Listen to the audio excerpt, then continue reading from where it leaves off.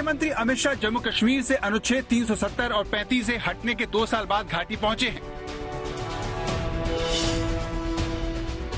ये अमित शाह ही थे जिन्होंने 5 अगस्त 2019 को जम्मू कश्मीर को लेकर संसद में ऐतिहासिक ऐलान किया था।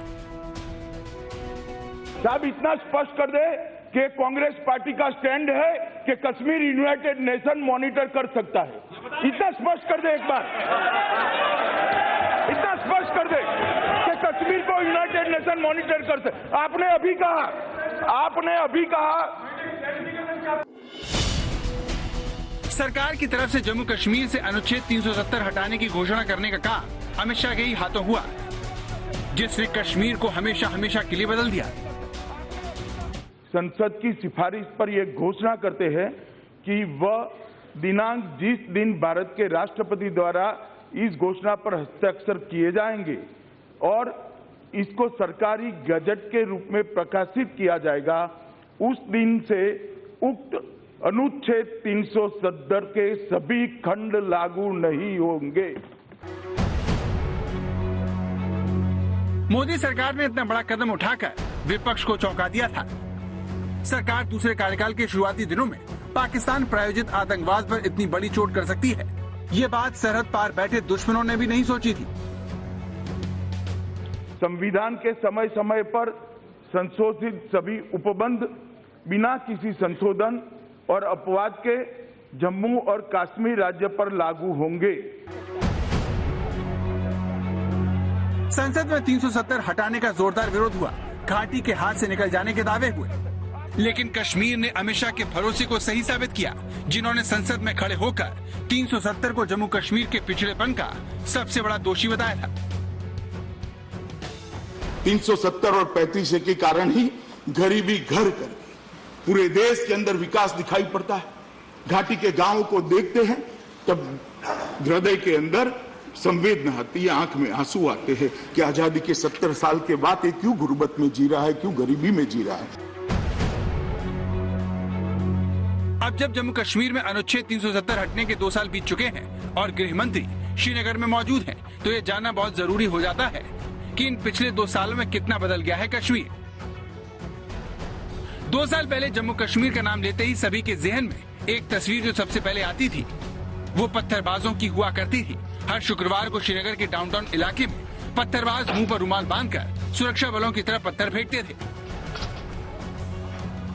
पाकिस्तान और आतंकवादी संगठनों के झंडे लहराए जाते थे। ये तस्वीरें देखना आम बात थी, हर हिंदुस्तानी ये सब देखकर परेशान भी होता था, लेकिन कश्मीर से ऐसी तस्वीरें आना रोजमर्रा की बात हो गई थी। मगर 370 हटने के बाद घाटी से मानो पत्थरबाज गायब हो गए हों। पत्थरबाजी की घटनाएं न के बराबर हो रही हैं।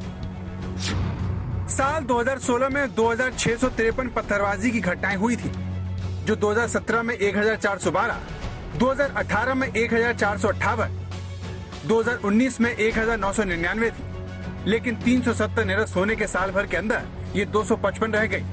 यानी पत्थरबाजी के मामलों में 90% की कमी आई। पत्थरबाजी के अलावा घाटी में होने वाली आतंकी वारदातें भी भारत के लिए नासूर बन गई थी, जिसमें आम लोगों के साथ साथ सुरक्षा बलों की भी आए दिन शहादत होती थी।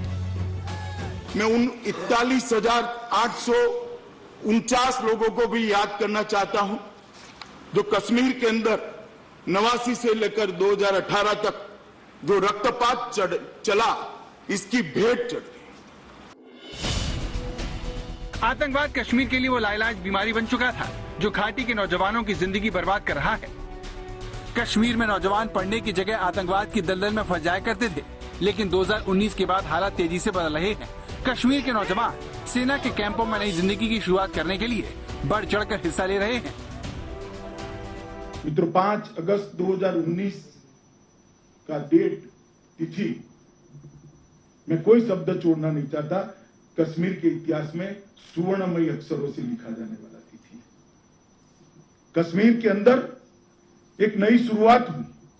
दहशत, आतंकवाद, भय, भ्रष्टाचार, परिवारवाद का अंत होकर शांति, विकास, समृद्धि और सहअस्तित्व के एक नए युग की शुरुआत हुई। क्योंकि ढेर सारा अपप्रचार होता है कि हमें क्या मिला, हमें क्या मिला। आज 45,000 से ज्यादा युवा यहाँ पर बैठे हैं। सब कहते हैं कि हमें अपॉर्चुनिटी मिली। 5 अगस्त 2019 से पहले कश्मीर में 2-2 ध्वज लहराते थे। कश्मीर में तिरंगा लहराना, खासकर श्रीनगर के लाल चौक पर तिरंगा लहराना एक चुनौती हुआ करता था, मगर 370 हटने के बाद अब सिर्फ तिरंगा लहराता है। वहीं नए कश्मीर के निर्माण के लिए सरकार भी पूरी ताकत लगा रही है। नई औद्योगिक विकास नीति के तहत सरकार की तरफ से 28,400 करोड़ रुपए औद्योगिक गतिविधियों को बढ़ावा देने के लिए बजट में डाले गए हैं। 2020-21 में उद्योगों के लिए 29,030 कैनाल लैंड बैंक बनाए गए हैं। सितंबर 2020 में उद्योगों को 1,352 करोड़ रुपए का बूस्टर दिया गया। जम्मू कश्मीर के केंद्र शासित प्रदेश बनने के बाद से वहां पर 23,152 करोड़ रुपए के निवेश के लिए 456 MOU पर दस्तखत हो चुके हैं। इसके अलावा लटके प्रोजेक्ट पूरा करने का काम भी तेजी से हो रहा है। ये सारी कोशिश कश्मीर को विकास के हाईवे पर देश के साथ लाने के लिए हो रही है। घाटी भी बाकी देश की तरह विकास की रोशनी से नहाए, इसके लिए अमित शाह भी अपने 3 दिनों के दौरे पर बड़े कदम उठाने वाले हैं, ताकि विकास के सहारे आतंकवाद पर आखिरी वार किया जा सके।